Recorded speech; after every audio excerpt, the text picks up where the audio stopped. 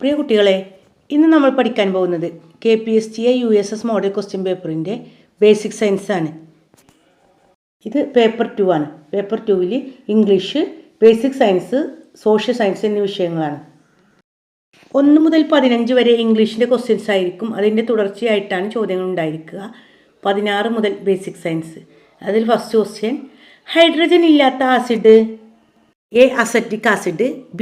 Sulphuric acid, C. Hydrochloric acid, D. ഇവയൊന്നുമല്ല. Answer ഏതാണ്?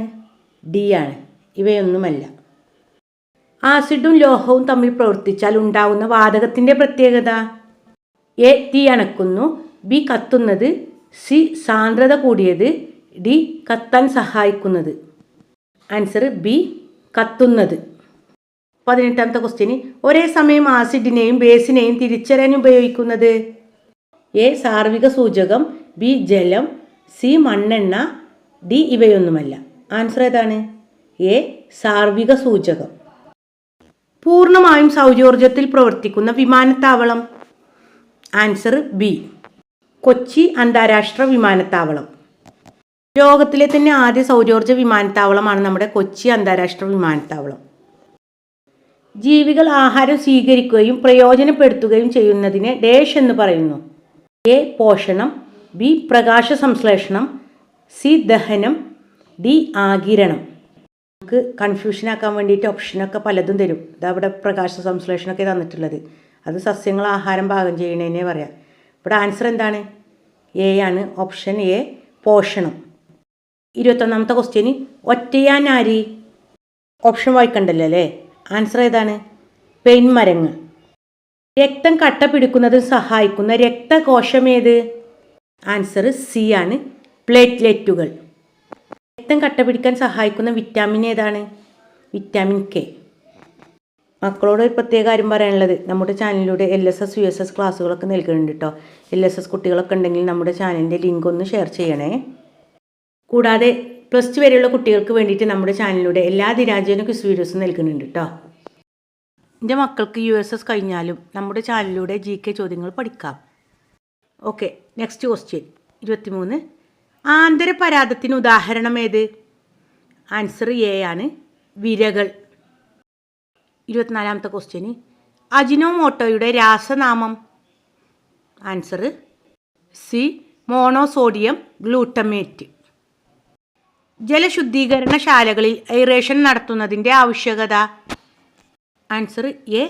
ഓക്സിജൻ്റെ അളവ് കൂട്ടുക. 26ാമത്തെ ചോദ്യം, ശ്വസനനാളത്തിൻ്റെ ശാഖകളാണ് ഡാഷ്. Answer C. ശ്വസിനി. താഴെ പറയുന്നവയിൽ തെറ്റായ പ്രസ്താവന ഏത്? Answer D. കാർബോർഡ് അർദ്ധധാര്യ വസ്തുവാണ്. 28ാമത്തെ ക്വസ്റ്റ്യന്, സമതല ദർപ്പണത്തിന് ബാധകമല്ലാത്ത പ്രസ്താവന ഏത്? Answer B. പ്രകാശത്തിന് പ്രകീർണനം സംഭവിക്കുന്നു. നെക്സ്റ്റ് ക്വസ്റ്റ്യൻ, സബ്മറൈനുകളിൽ ഉപയോഗിക്കുന്ന ഉപകരണം? Answer D. പെരിസ്കോപ്പ്. മക്കൾ ചോദ്യങ്ങൾ ശ്രദ്ധിച്ച് വായിക്കണം. ഇവിടെ ബാധകമല്ലാത്തത്, തെറ്റായ പ്രസ്താവന എന്നൊക്കെയാണ് ചോദ്യത്തിൽ വരിക. നിങ്ങൾ ശ്രദ്ധിച്ച് വായിച്ച് ആൻസർ തെറ്റാതെ എഴുതണം കേട്ടോ. പകൽ സമയത്ത് മുറിക്കുള്ളിൽ പ്രകാശം ലഭിക്കുന്നതിന് കാരണം എന്ത്? Answer B. വിസരിത പ്രതിപതനം. ചില ജീവികളുടെ ശ്വസനത്തിൻ്റെ വൈവിധ്യം താഴെ കൊടുക്കുന്നു. ശരി ഉത്തരം ഏത്? Answer A. മണ്ണിര, ഈർപ്പമുള്ള ത്വക്ക്. മത്സ്യത്തിൻ്റെത് ശകുലങ്ങളാണ്. ബുക്ക്ലെൻസ് എട്ടുകാലിയുടേതാണ്. അതുപോലെ തവള ഒരു ഉഭയജീവിയാണ്. മക്കൾക്കറിയാലോ, തവള വെള്ളത്തിലായിരിക്കുമ്പോൾ ത്വക്ക് കൊണ്ട് ശ്വസിക്കുന്നു, കരയിലായിരിക്കുമ്പോൾ മൂക്ക് കൊണ്ട്, അല്ലേ? ചിലന്തി ബുക്ക്ലെൻസ്. സൂര്യനിൽ നിന്നുള്ള താപം ഏത് രീതിയിലാണ് ഭൂമിയിലെത്തുന്നത്? Answer C. വികിരണം. 33ാമത്തെ ക്വസ്റ്റ്യന്, ഭക്ഷ്യവസ്തുക്കളുടെ പാക്കറ്റുകളിൽ കാണപ്പെടുന്ന പച്ചവൃത്തം എന്തിനെ സൂചിപ്പിക്കുന്നു? Answer A. സസ്യവസ്തുക്കൾ ഉപയോഗിച്ചതിൻ്റെ അടയാളം. 4ാമത്തെ ക്വസ്റ്റ്യന്, താഴെ കൊടുത്തിരിക്കുന്നവയിൽ ഏതു ക്രമത്തിൽ വരുമ്പോഴാണ് സൂര്യഗ്രഹണം അനുഭവപ്പെടുന്നത്? Answer A. ഭൂമി, ചന്ദ്രൻ, സൂര്യൻ. ലാസ്റ്റ് ക്വസ്റ്റ്യൻ, കോമ്പലുമായി ബന്ധപ്പെട്ട ശരിയായ പ്രസ്താവന ഏത്? Answer C. ആഹാരവസ്തുക്കൾ കടിച്ചു കീറാൻ സഹായിക്കുന്നു. ഓക്കെ മക്കളെ, നന്നായിട്ട് പഠിക്കുക. ഇനി എന്തെങ്കിലും സംശയം ഉണ്ടെങ്കിൽ കമൻറ്റ് ബോക്സിൽ അറിയിക്കാം.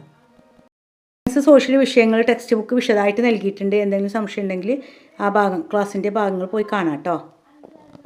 Okay, thank you.